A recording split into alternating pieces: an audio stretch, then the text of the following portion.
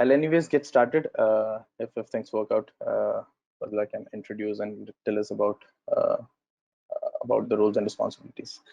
Okay, so on a broader sense, basics. Even if you are a Windows admin, if you are not a Windows admin, that's totally fine. Having a slight knowledge of Windows admin would definitely be an addition to what we are covering over here. But definitely, we'll try to cover from the very basics, so that even if you are not from a technical background, still you will be able to understand that what are the jobs and the roles and responsibilities that you would be having in an SCCM environment. So this was a quick course overview. This was a quick overview of the modules that we are going to cover. Let's get started with the with some of the basic questions that I do take up in the curriculum. So what processes are you using currently for asset management? So these questions does frame up your mind, or make up your mind to understand that why exactly is SCCM or these deployment tools required in any environment. So for asset management, generally environments use like a particular tool, maybe SCCM or any other tool in the environment, or they could also use spreadsheets for managing their assets. So when I'm saying assets, it could be like servers, it could be like endpoint devices, it could be like printers. Any devices that you can think of in an environment are an asset to any organization. It could be even users as well. So in order to manage those kind of assets, you can use a static thing like a spreadsheet or an Excel sheet, wherein you can maintain the list every every day, maybe updated based on the new systems that are coming into the environment, based on the newer users or resources that that are coming into their environment. But that becomes a static thing. Somebody has to actively manage that Excel sheet to make it up to date. That is where the tools like SCCM comes into picture. What this tool like SCCM does is it creates an updated inventory of whatever assets you have in your environment. It continuously can monitor, discover the resources in your environment, and provide you an overview of, okay, that these systems are present in your environment. These are the operating systems it is hosting. These are the softwares that it is hosting, or that it's installed on those systems. So that sort of information can be easily available and dynamically updated using tools like SCCM. That's the primary role that an organization can use SCCM for. Next is what processes are you using for application management. So when it comes to application management, the entire life cycle of an application, when I say entire life cycle, it could be like installation of application, upgrade of application, update of application, even removal of application. All these things would be covered under application management. So any environment, understand that what is an application, what is application management. Basically, whenever you want to install a software in an environment, the age old approach was to, like, the IT admin goes with a pen drive or a hard disk to any particular system, and then goes ahead and installs it, or probably keeps it on a file share, and then downloads that software from that file share, and then installs it on the required system. That was what in like 10 to 20 years back people used to do. Now the organizations have moved on to more automated technologies like SCCM, which is able to deploy these softwares or applications from a centralized console. You have the visibility of what all systems you have in your environment, and accordingly you can deploy or install applications as well on those systems. You can even update, because of most of the applications these days releases update. So one example that you can think of is like Chrome, Firefox. These are all the modern browsers that the environments use, and these browsers you usually release some sort of updates or upgrades every now and then. So how would you do that? How would you manage these applications? So that is where again SCCM comes into picture and can easily manage these applications on a larger scale. Even the systems, the environment could be as large as 200,000 or 300,000 systems, but SCCM can manage it very effectively and in a very short turnaround time. Nobody has to it obviously reduces the resources that are required. Ideally, you would have required, in order to manage applications on even like 10 to 20,000 systems, you would have required a big team if it was done manually. But if it is done through SCCM, a single person can manage the entire environment of this scale. Next is around compliance and software updates. These are also one of the these are also the very in demand skills that we have in these days. I mean, as people move to that work from home culture, or people who move to that remote working culture, a lot of cyber attacks came into picture. That is when the organizations are now ensuring to keep the systems up to date so that they are not vulnerable to attack. How would you keep the systems updated? You just deploy the updates that are available for the operating system or the applications. Even if you are, again, like I said, even if you are not into a technical thing, you would have at least used a Windows operating system, be it like Windows 7, Windows 8, Windows 10, and all those sort of things. You might have been coming across all those operating systems, so you would have seen these Windows updates in picture. So you would have seen that every now and then you get some sort of Windows updates in place. You install those updates, and this is a sort of a manual approach. But if you had to do this activity on like 10 to 20,000 systems, or even more than that now, the number of systems, then SCCM comes into picture, and again it is efficiently able to manage all the updates on the systems. You can manage the updates, restarts, and all sort of things. So compliance is not just about deploying the updates, it's also about uh, deploying some sort of configurations in place. So it could be a case that one of the vulnerability, or one of the attacks can be initiated because you have a particular uh, file present on your system. So using SCCM, you can either change the configuration of that file, change the permission of that file, so that no attacks can be initiated. Again, these all comes very I mean, they are predominantly used into the security area of any organization. And if you search over the internet around patch management, these are like hot skills these days, because people do want resources who are able to manage the compliance in any environment. They expect like close to 99%, 100% compliance on servers, on endpoint devices like Windows 7, Windows 8, or Windows 10. They expect close to like 95, 96% compliance. And this sort of compliance can only be achieved through a tool. You can never achieve this sort of compliance manually, or by just dropping out emails to people. The last thing is around operating system deployment. So you are able to deploy operating systems as well using SCCM. A lot of environments moved from Windows 7 to Windows 10 in the last couple of years. So when the Windows 7 support from Microsoft was ending, the organizations had to move their systems from Windows 7 to Windows 10. Now, getting all the systems, laptops back to their offices and then upgrading them one by one again is a tedious task, and that has been done in a lot of organizations earlier. But the organizations which are looking on to more automation and that sort of approach, they tend to figure out such solutions like SCCM, wherein you can update operating systems from a centralized console. You do not need access to each and every system. Instead, you can deploy operating systems or operating system upgrades sitting from a centralized console. One thing that is now added over here is basically the reporting aspects. So if at all you have ever worked on any tool, or even like Umar said that has worked on Windows Server, so any responsibility that you have in your environment, even in an HR thing, you need to have reports in place. How would you make your management or your people on the higher levels know that, okay, this is what the current status of your work is, or the environment is? That is where the reporting thing comes into picture. SCCM provides a lot of default reports with which you are able to determine the compliance, you are able to determine the assets in your environment, you are able to determine the software installation statuses, software versions, and all those sort of things from a centralized console. You do not need to create additional scripts or anything in place to get that sort of data. The default reports would very well work for all of the activities that I am stating over here. So that is what is with respect to just a quick overview of why SCCM is required in any environment.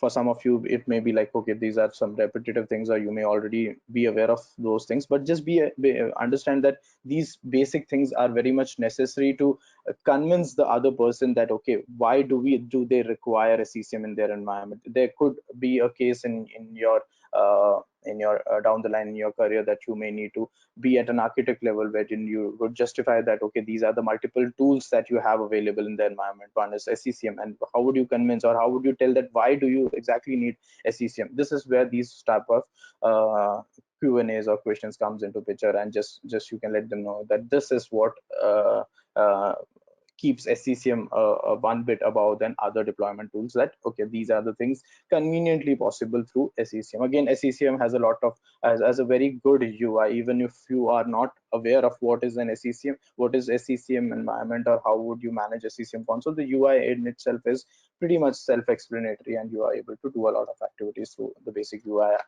that you're going to see over here. The next thing that you should be aware of is the evolution of configuration manager. Again, it's some basic history of why or when the SCCM comes into picture, and how it has been evolved over the period of time. So it started in 1994 as systems management server. A lot of folders, files, when we are doing some sort of troubleshooting, you'll constantly see SMS. So SMS is nothing but the initial version name of configuration manager or SCCM. It was earlier known as systems management server in 1994. It evolved over the period of time. In 2007, then it changed to SCCM, or system center configuration manager, in 2007. This was also one of the versions that has been predominantly used by a lot of organizations. They were on this version for a very long time. People got used to this versions for a long time, that they did not even upgrade to SCCM 2012 even by 2014. There are a lot of organizations at that state. I've seen a lot of organizations at that state. So SCCM 2007, SCCM 2012 were some of the common versions that a lot of organizations are adopted, and were on these versions for a very long time. Then what happened is in 2015 they moved into the servicing model structure. So that is where you have the name still as SCCM or System Center Configuration Manager, but a name was added to it, which is known as current branch version. So if you had to tell somebody that okay, what was the version released in for 2015, this version would specifically be known as SCCM current branch version 1511. That simply means that the first two characters over here just tells you that in which version, in which year it was released, which is 2015, and which month it was released. This was released in the month of November. 11 is basically denoting the month that you have, which is November.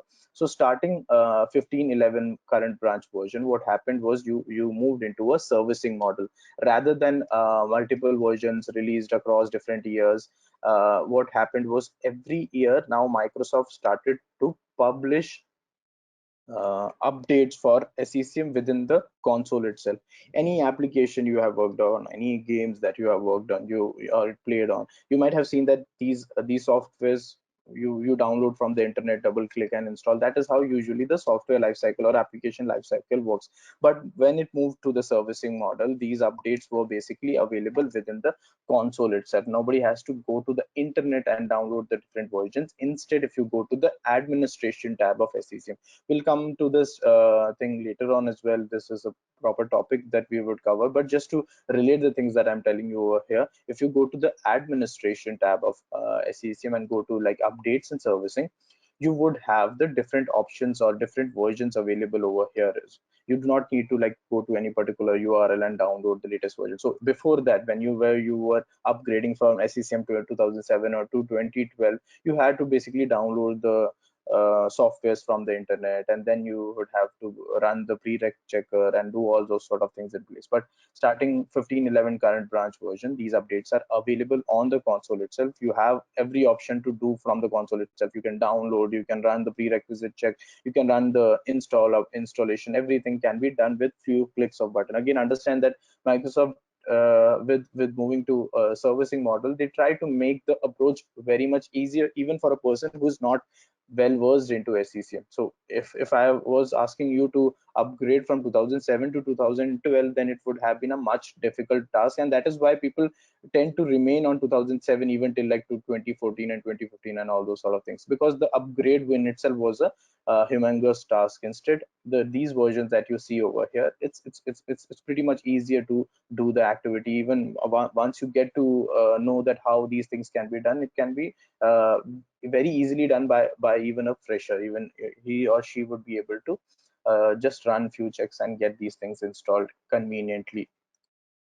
So this is when the current branch version comes into picture, and after the current branch version came into picture, or the servicing model comes into picture, they released like 3 versions every year, and based on the naming convention you can identify that okay, which year or which month the particular version was released. We'll come to that detail in a bit, but as of now understand that the current branch version was released in 2015.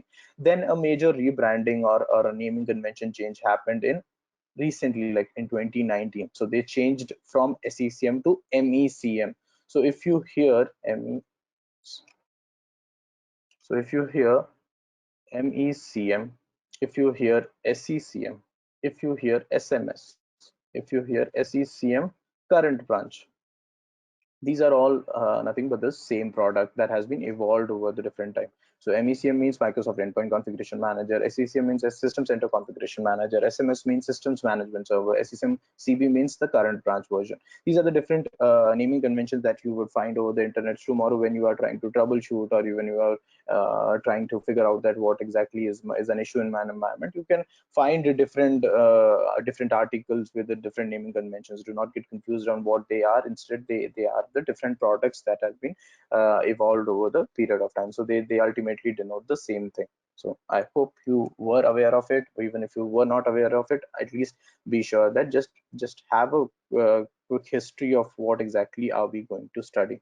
End of the day, this may not be coming in your interview questions, but this would be pretty much useful when you are identifying, or when you are explaining someone about the troubleshooting aspects, which we would see in a bit, that whether why a folder or why a registry key is named as SMS, why a registry key is named as SCCM, and all those sort of things, because this has been evolved over different period of time. Some few terminologies has been remaining same, few terminologies has been improved over the period of time. There hasn't been major advancements when they move from SCCM to MECM in terms of capabilities and all those sort of things. So if you had been working on SCCM 2012, I tell this again and again to most of the students that study with me, that if you have worked on SCCM 2012, these all versions would remain all the more same for you. There are no major differences in these different versions that are released after 2012. If you had worked on SCCM 2007, then there had been major changes from SCCM 2007 to 2012. So from 2012, almost all the versions are more or what the similar. At least the console and things are similar. There are definitely additional capabilities added to it, but if from purely from a console point of view, if I'm talking about, then the console has been all the more same since 2012. So that is around the evolution of configuration manager. The next thing that we should understand is the hierarchies that you have in a configuration manager environment. So there are two type of hierarchies that you have in a configuration manager environment. The very first hierarchy that we are going to talk about here is a standalone primary site. Again, if you have any queries around the things that I've covered, if you think my pace is too fast, just feel free to unmute yourself and ask those things. Again, if it is an interactive session, that makes more sense for you. I would also understand what is your expectations. You can also let me know that where am I going fast, or whether you wanted to know anything more about it and all those sort of things. So do not hesitate and try to make the sessions as interactive as possible. Okay, I hope you do not have any queries around it. So the first type of hierarchy that we have is a standalone primary site. So what is a hierarchy? So if you have never worked on SCCM, you need to understand that what is a hierarchy. So in any environment, in order to set up the SCCM infrastructure, you need to very firstly know that what type of hierarchy are you going to set up. So you'll have to choose one type of hierarchy. The first that we are talking about here is a standalone primary site hierarchy, and the second that we have is a central administration side type of hierarchy, which we'll learn in a bit. So there are only two type of hierarchies that you can have in an SCCM environment. Now, based on the requirement, or based on however the applications or however the servers are basically systems are spread across your environment, you decide that whether you go for a standalone primary site or you go for the second hierarchy that we would be coming to in a bit. So what is a standalone primary site? In a standalone primary site, the parent site or the parent system would be a primary site server. This would be a SCCM server. Underneath the SCCM server, you could have multiple secondary sites. Anything which has this blue cylindrical icon with it is a secondary sites. It's just for the sake of understanding. Apart from that, this doesn't have any such thing that okay, it has a blue icon or anything. It's just for the sake of understanding. This is your primary site. You have the primary site at the top level of the hierarchy, or the SCCM server at the it's not basically SCCM server, but it is termed as primary site in SCCM dictionary. Basically, this the on the top level of the hierarchy, you have the primary site. Underneath the primary site, you can either have one secondary site, multiple secondary site, or you can have multiple distribution points or single distribution points as well. Now, in order to understand that which type of hierarchy, or why would you choose a secondary site, or why would you choose a distribution point, you need to understand that what exactly is the roles and responsibility of these different components that I'm telling you over here. So a primary site would have a database. First of all, understand that a primary site has a database. This database basically holds different values or items. So I was talking about asset management, I was talking about software updates and all those sort of things. So where are these things stored? Are these stored on the console? Console is nothing but a UI that you are going. SCCM console, you see time and again what is the SCCM console. SCCM console doesn't have a inventory, or doesn't have a storage space within it. That is where any tool comes, any tool which has a proper UI would have a corresponding database. It could be on SQL, it could be other databases, but the point is it would have a corresponding database which would store all those items, and these databases would basically reflect back those items onto your console. So whatever you are seeing over here, you're seeing these devices over here, this is not basically stored on a console. Console is just a UI. These are basically stored on your databases, and anybody who is a database admin would be able to query the databases directly and get these items from the databases. But again, we are not a SCCM admin. At the end of the day, your aim is to be a SCCM admin, so you would be using the console. You wouldn't be going to SQL and running the different queries, or databases and running the different queries. The database is basically interacted using the console that we have. How that is interacted, why that is interacted, is something that we'll understand later on as well. So as of now, just understand that you have a primary site. This primary site has a database which gets all the items in place. Next, why would you need a secondary site? So understand that in an environment, when we are planning hierarchy, like I said, we would understand that what is the geographical distribution of your site systems, or your systems. Basically, if I'm saying systems, it could be like Windows 7, Windows 8, Windows 10, or any other server operating systems as well. So if you have your centralized location, for example, your project is based out of UK, you will work for a project, right? Your project is basically based out of UK, and then there are certain remote locations in US, then there are some locations in India, there are some locations in any other region.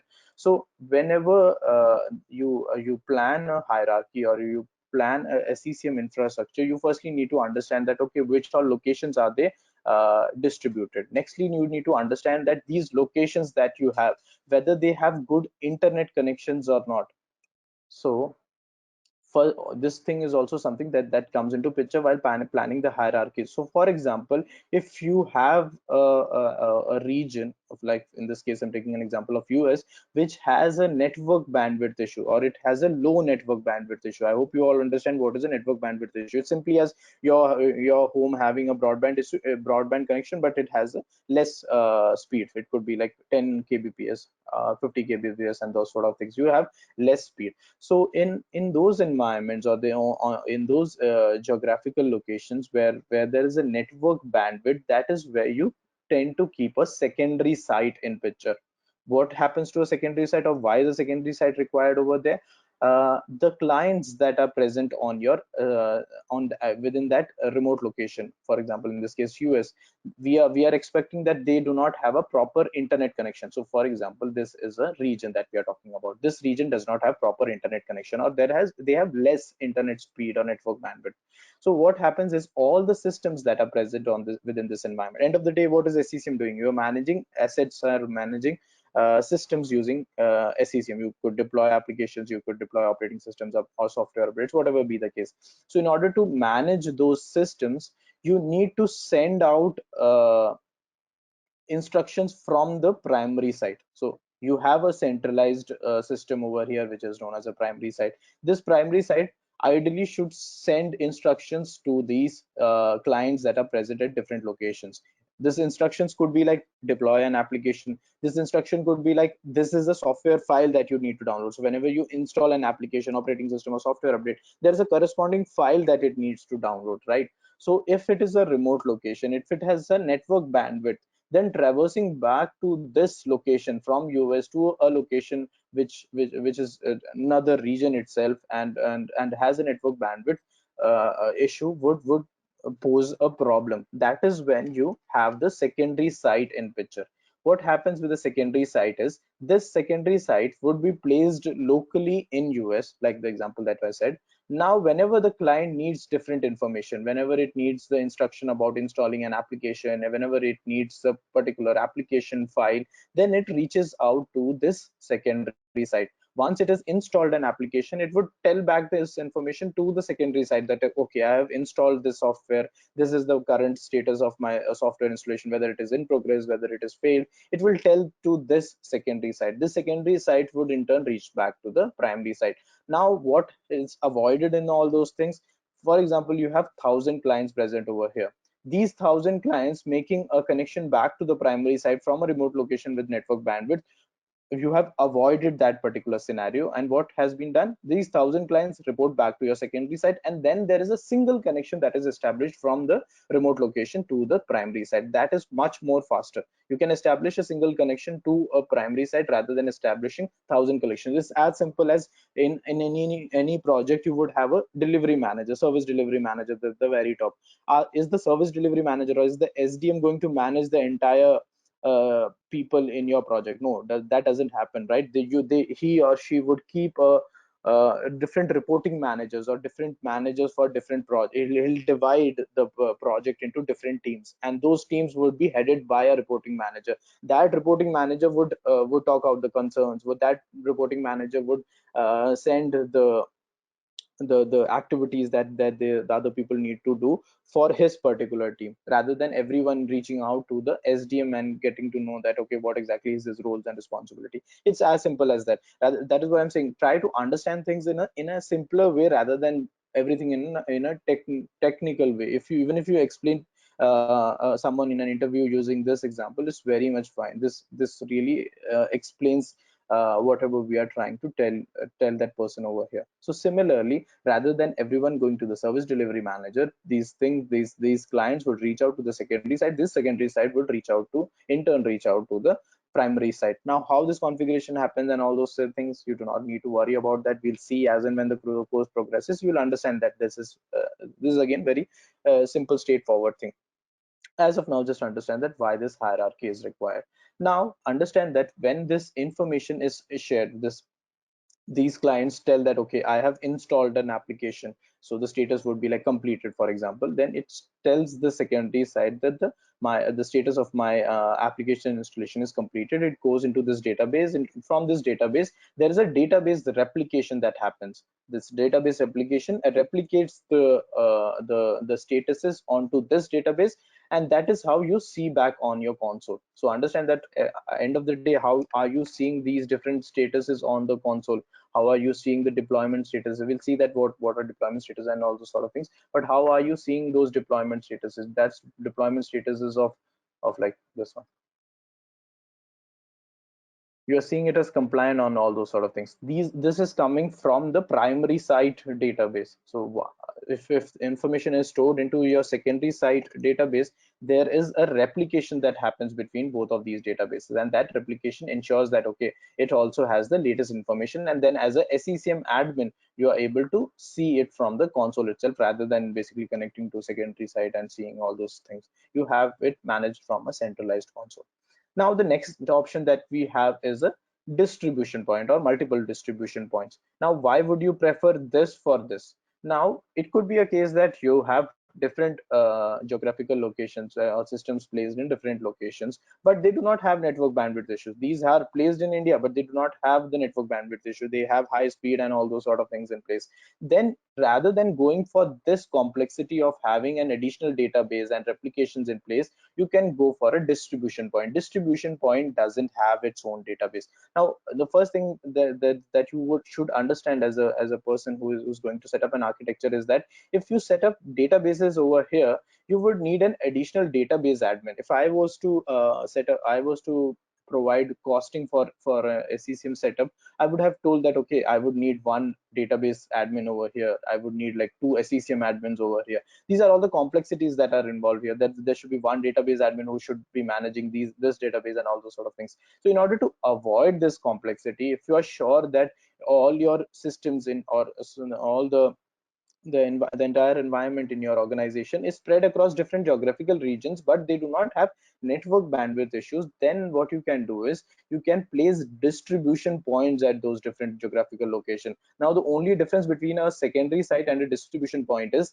these clients cannot tell back the information, or cannot send back the information, like whether an application is installed, compliant, completed, all those sort of statuses. It cannot send back to the distribution point. Instead, it would send this information back to the primary site. But whenever it needs to download any file for any software update, application deployment, or any operating system deployment, then it would reach out to this distribution point that is placed at that remote location. Now understand that the information like completed, compliant, and all those information, these just are like few kbs of files. These are not like huge MB files and all those things. These are just some instructions that this client is going to send back, or the statuses that these clients are sent back to the primary site, and this doesn't need much of the bandwidth. The major files, or the bigger chunk that is that comes into picture, is basically the files, application files, operating system files. These are like few gigabytes. Even even the operating system files are close to like 4 GB. So if you place distribution points locally at that location, rather than all these systems reaching out to the primary side from that particular region to the other region, even if they have a good internet connection, it is advisable to have a local distribution point. That makes the process faster. Again, this managing this distribution point is as simple as managing a SCCM server. You do not need any additional skills or expertise to manage these distribution points. But in case of a secondary site, yes, there was a network bandwidth issue. So even these KB of files, these data, like whether it is completed, compliant, and all those sort of information that was shared from the clients, would be difficult to be shared directly to the primary site. That is where the secondary site comes into picture, and you share that information, and the secondary site has a replication, and it gets that information back to this database.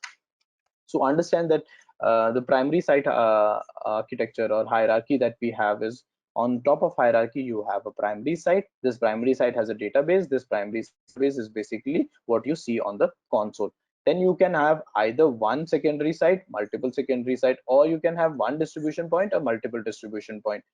One secondary site or multiple secondary site is if your environment is placed at a location where there is network bandwidth issue. Then you can place a secondary site. What happens on a secondary site? The clients would send the information to the secondary site. The secondary site would take the information back to the primary site. You could also have a distribution point. Why would you choose a distribution point? If you do not have network bandwidth issue, you just have systems distributed across different geographical locations, you will make, or you will set up distribution points at different locations. These distribution point acts as the repository. This basically stores the application files. It could store the software update files. It could store the OS files and all those sort of information.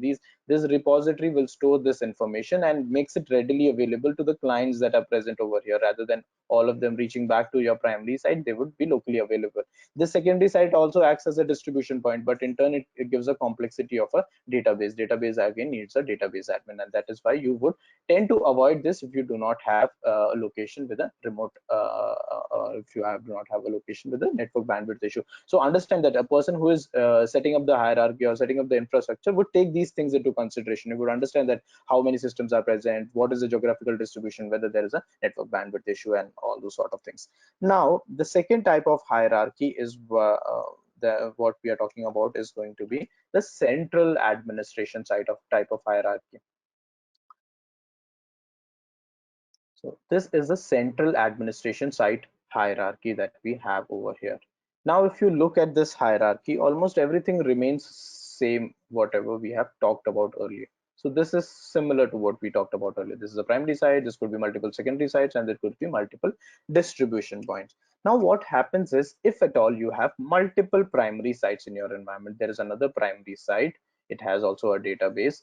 Now if you have multiple primary sites, in order to manage these multiple primary sites, again these primary sites can have secondary sites, distribution points underneath it, that can be a case. Now in order to manage these primary sites, I told you that the console that you are seeing is basically the database of the primary site. So if you have a primary site P1, if you have a primary site P2, in order to manage this primary site, then you would have to launch a console that connects to this database. In order to manage P2 primary site, you would have to connect to another console which would have connected to this database. So I hope you remember, recall whatever I'm talking about earlier. So I told you that if you, whatever you are seeing on the console is basically the database items that are present over here. So in order to manage P1, you would have to connect to this database. If you would have to manage, you would have connected to this database. But why would organization prefer this route? Why would they increase their complexities? If they have cash in hand, or if they have enough budget, what they would do is, rather than connecting multiple primary sites individually or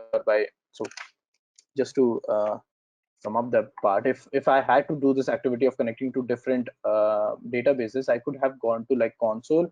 From this console, every time I would have to do this thing, connect to a site, right, in the first primary site name, and it would have connected to the first primary site, then again connect to the secondary the second primary site, then I would have to do the same thing. But if the organization is huge and it has enough budget, or enough end of the day, it's all about money, right? So if you go with this type of hierarchy, you'll have to pay more to Microsoft. So if you would have chosen the other higher type of hierarchy, the cost would have been less. So if the environment is huge and they think they require multiple primary site, then they instead go for a secondary site. The only use of this secondary site is to manage multiple primary sites. So rather than logging into different consoles or connecting to different consoles, you can manage both of these primary sites from a single console, which is basically the database of the central administration site. So in a central administration site type of hierarchy, on the top level you have the CAS, or a central administration site, that forms the interface to the console. So on your console, whatever you are going to see is the central administration site. From there you are able to manage both of your primary sites. Now understand that, again, a person who is setting up this infrastructure, he needs to perfectly be aware that whether he needs two primary sites. So it should not be a case that he randomly create multiple primary sites in the environment. Understand that there is again a complexity that is involved here, like is the case with secondary site. This also has a database, so there is a replication that is going to happen between these databases. Again, you need a DB or a database admin over here, or this DB over here. So try to avoid this complexity as much as possible. But if at all you have a very big environment, like 200,000 systems and all those sort of things, then you may look for this type of hierarchy. In a normal environment where you are going to manage like 50, 60,000 systems, or even like 100,000 systems, then this type of hierarchy is more than sufficient. And best hierarchy that you can always choose is this type of hierarchy, or basically this one of this hierarchy, wherein you have a primary site, then you have multiple distribution, the least complexity and the most efficient one, less issues in a long run. Again, involving databases has a lot of issues in a bigger environment. Again, if there are, it's not the case that there are no environments with multiple databases, but again, as an architect who is setting up the environment, should take these things into consideration, and he does take these things into consideration. So in any environment, if even if an interview somebody asks you that why would you go for a central administration site of type of hierarchy, or why would you go for a primary site type of hierarchy, I hope you are getting the concept over here. That is what you need to understand. And if you understand it this way, whatever I'm telling you, or however I'm explaining you, I hope you'll never forget. Try to use examples from a real life, like SDMs and reporting managers and all those sort of things. You'll find many what do you call that, definitions on the internet, but do not get confused with the different definitions. You learn it today, you'll forget it tomorrow. Understand the basic terminologies, logically understand those things, so that you do not need to refer back to the notes or the recordings at any point in time. Instead, you are very clear about the concepts that I'm explaining over here. So two type of hierarchies: primary site standalone primary site hierarchy, and a secondary central administration site type of hierarchy. Both of is required based on however your environments are segregated. So in the lab environment, what we are going to see is a standalone primary site type of hierarchy, which is primarily being used in a lot of organizations. So almost all your queries, doubts would be solved using a standalone primary site type of hierarchy. Now, to add to that thing, you should understand one thing is around the installation prerequisites. So we would have a session, if at all you plan to continue with this thing, we would have a session wherein we would try to set up a lab environment. So if you have access to Azure VM, or your home system is having enough configuration, like even if like 4 to 8 GB of RAM and all those sort of things in place, then you should be able to set up a SCCM infrastructure at your place. So I understand that some of you are not really currently working on an SCCM environment. Then I would always suggest that set up a SCCM lab environment, be it on Azure. You would get a free VM on Azure and all those sort of things. Set it up on a Azure system, or set it up on your local system, and try to uh, understand and try to basically play around with the console. It's only when you play around the console you would be able to understand whatever I'm trying to tell you over here. You need to get used to the different items that are present on the console. So we'll have a session where we'll see that how to install a SCCM environment from the very scratch. Again, it's a pretty straightforward thing. You may find different videos on the internet and all those sort of things, but try to follow, if at all you continue, try to follow the things that I am telling you, and then you'll be able to install it at any point in time. Tomorrow, after the evaluation period ends, even if you want to install it again, it's just a matter of 30-40 minutes once you get used to that activity. So that is one of the things that you should plan for. Try to get a system in place, or try to upgrade your existing system, or try to get a Azure VM. The next thing, and we would again cover the same things that I've been talking about. So what is SCCM in my SCCM, or why would you use SCCM in any environment? Is for asset management. It provides tools to efficiently manage users and devices in any environment. Application management, to manage applications. Compliance and software update management, to manage the compliance in your environment. Operating system deployment, as well as monitoring and reporting. I've touched base with all these points, but again I've added a slide over here because you should be able to very well recall those things that I'm telling you over here. Now again, throughout this session there would be different exercises that I would be sharing with you. So if at all you have access to an SCCM environment, only then you would be able to cover these exercises, else it would be more of a reading session. I'll be sharing you these notes and all those sort of things, but I'll expect that you understand it better rather than just mugging up the definitions that I'm telling you over here. I'll tell you which definitions or which things you should memorize. Do not try to memorize each and everything. It should not be the case. There are few things that you should memorize. There are few things that you should just understand. So if you try to follow that approach, then in the longer run, even for the interviews, it would be easier for you. So this I'll cover this thing and end the session for today.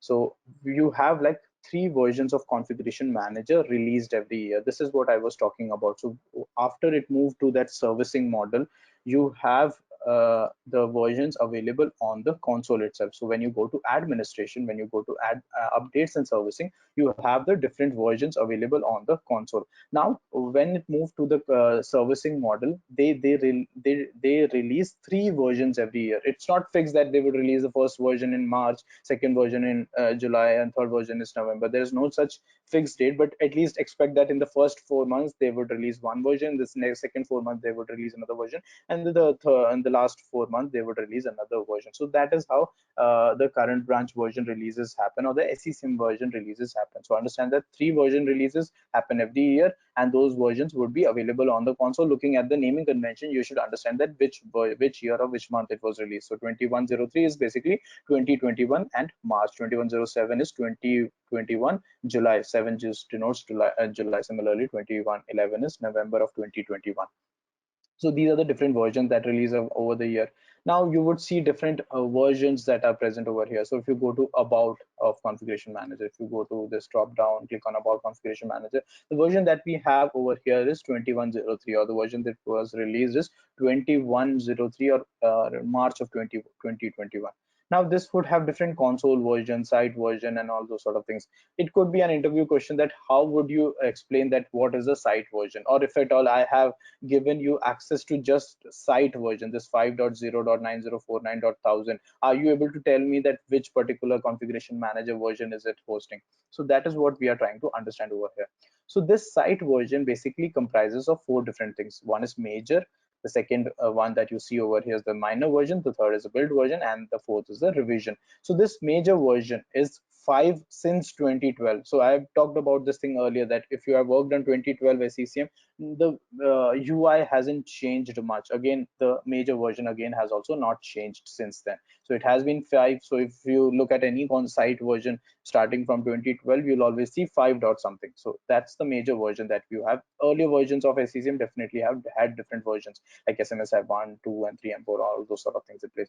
Minor version again remains the same for almost all the environments. You would see different versions in your environment. Just explore on Google about the different configuration managers versions. You'll see most of the versions as 5.0.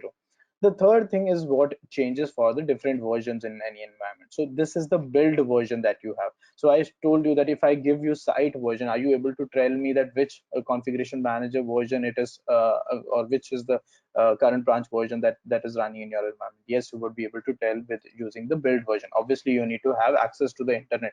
So for example, if somebody asks you this question, you should just tell him or her that the third part is the build version, and that build version corresponds to a particular version. So for example, I have 9049 in my environment. I could just Google 9049 SCCM build version, and it would just give me the exact version that it corresponds to. 90409 corresponds to 2103, and that is what we have in this environment as well. 90409 corresponds to 2103. So it's just a basic thing. You may feel that okay, this is not really much advanced thing or useful thing, but understand that these are all the basic things that makes up your or that increases your knowledge, and you would be able to understand each and every thing that is part of your configuration manager environment. The last thing is around the revision. So whenever there is a hotfix that is released, so this is the 2103 version. So I told you that three major version releases happen every year.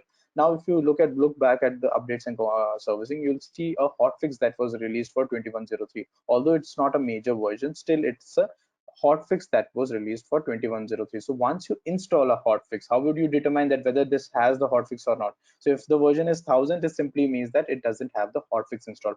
Once I install this hotfix, this number would change. It could be changing to any random number, but that's none of your concern. Just understand that if it is 1000 by default, then it's the base version, and if it's changing to something else, that means a hotfix was installed.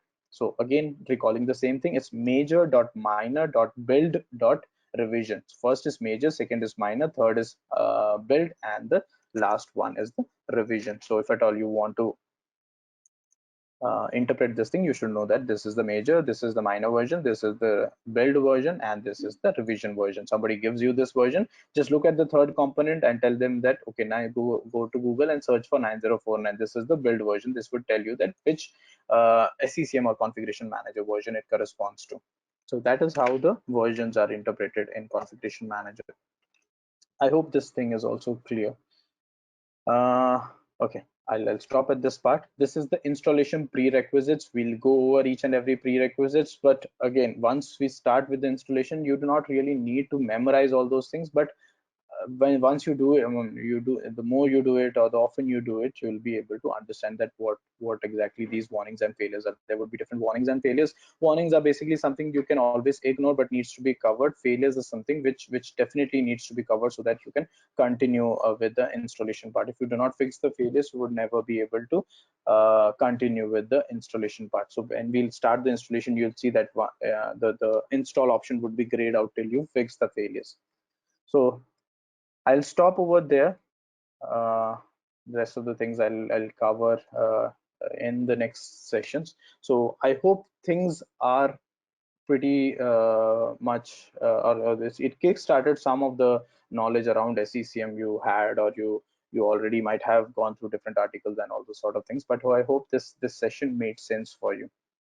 And again, like I said, this course overview and this all those sort of things would be shared with you, so that accordingly you can make up your mind and continue with the session. I'll leave the last 3 or 4 minutes for you to just let me know that how if you have any queries. So again, we have this course, the entire course would be covered in like close to 30-35 hours is what we are expecting, and every day we can do like 2 hours every day of every weekend, however the time works for you. We can do like 2 hours of session, and within like 15 days, 15 or 20 days, we should be able to cover the entire session. If it is a weekend, then you would have that's that much of time that you require. And I would always expect that again you have a lab environment in your at your access, so that you are able to perform these activities. So do you have any queries? Do you have any things that you would like to add, or anything that you would like to ask? Just feel free to use this last couple of minutes for that.